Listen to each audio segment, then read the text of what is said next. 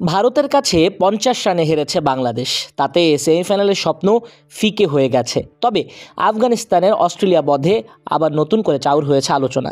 যাই হোক, ভারতের 197 স্কোর তাড়া করতে যে ধরনের খ্যাপাটে ব্যাটিং করতে হতো, বাংলাদেশ সেটা করে নাই। বাংলাদেশের সাবেক অধিনায়ক তামিম ইকবাল বলেছেন, প্রথম থেকে আমার মনে হয়নি বাংলাদেশ এই রান তাড়া করার জন্য খেলছে। বাংলাদেশ হয়তো 146 করেছে, সেটা হয়েছে রিশাদের 10 বলে 24 রানের ক্যামিওতে। তবে কখনই মনে হয়নি বাংলাদেশ ম্যাচের যে কোনো মুহূর্তে এই রান তাড়া করছে। এটাই সবচেয়ে হতাশার। কুলদীপ যাদব 19 রানে নিয়েছেন 3 উইকেট। তার এই ভালো বোলিংয়ের পেছনে বাংলাদেশ ব্যাটারদেরও দায় দেখছেন তামিম। কোনো সন্দেহ নেই, অবিশ্বাস্য ভালো বোলিং করেছে কুলদীপ। বলে ফ্লাইট দিতে ভয় পায়নি ও। বাংলাদেশি ব্যাটারদের অ্যাপ্রোচ ওকে আরও আত্মবিশ্বাস দিয়েছে এমন লুপি ফ্লাইটেড বল করতে। এভাবে কোনো দল ব্যাট করলে বিপক্ষ দলের বোলারকে অসাধারণ মনে হতেই পারে। আমি কিন্তু কুলদীপ যাদবকে খাটো করছি না, তবে বাংলাদেশের অ্যাপ্রোচ ওকে আরও বেশি ভালো করেছে। তাসকিন আহমেদকে এই ম্যাচে একাদশে রাখেনি টিম ম্যানেজমেন্ট, এতে নিজের বিস্ময় লুকাননি তামিম। বলেন, আমি অনেক অবাক হয়েছি যে তাসকিন কেন খেললো না। 2 স্পিনারই কিন্তু রান দিয়েছে। ভারত মাঝে কিছুটা চাপে ছিল যখন টানা 2 উইকেট হারালো তানজিম হাসান সাকিবের ওভারে। যদি তাসকিন থাকতো তখন ভারতকে বাংলাদেশ আরও চেপে ধরতে পারত। আমরা জানি শিবম দুবের কিছুটা দুর্বলতা আছে শর্ট বলের বিরুদ্ধে, তাসকিনের সেই পেস ছিল।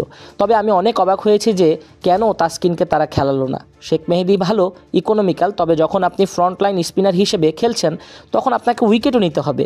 যদি কেউ রান দিয়েও ফেলে, অধিনায়ক তা আমলে নেবে না যদি সে উইকেট তুলে দিতে পারে, কারণ উইকেট দলকে অনেক সাহায্য করে। এদিকে শরীফুলকে না খেলানো নিয়ে তামিম বলেন, আসলে দেখুন, যখন কোনো ব্যাপারে আলোচনা হচ্ছে সবাই বলছে যে রোহিত বাঁহাতি পেসারের বিপক্ষে দুর্বল। এই বিষয়গুলো প্লেয়ারের মাথায় আসে যখন সে ম্যাচ খেলে। সবাই কথা বলছে এটা নিয়ে। শরীফুলকে খেলালে বাংলাদেশের কাছে সুযোগ ছিল বাঁহাতি পেসার দিয়ে শুরু করার।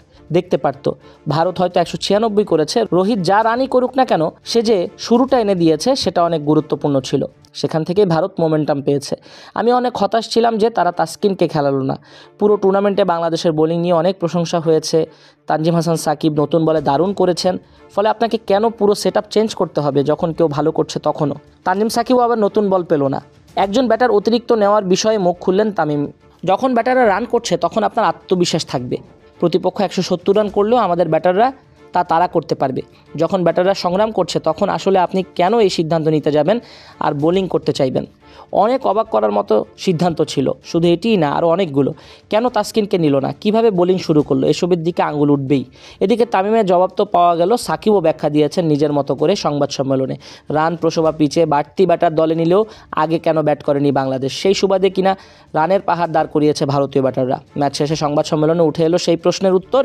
তবে সাকিব আল হাসান জানালেন, এটা পুরোপুরি কোচ অধিনায়কের সিদ্ধান্ত।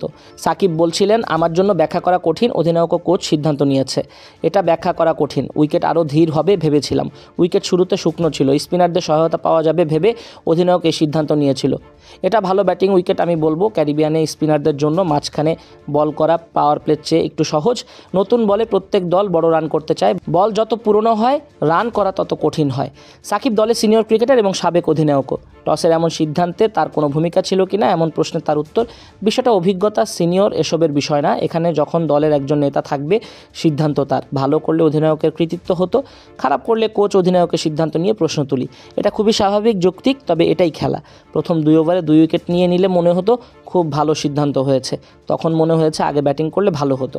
অর্থাৎ সাকিব আল হাসান শান্ত এবং হাতুরু সিংয়ের উপর সব দায় চাপিয়ে দিলেন একরকম।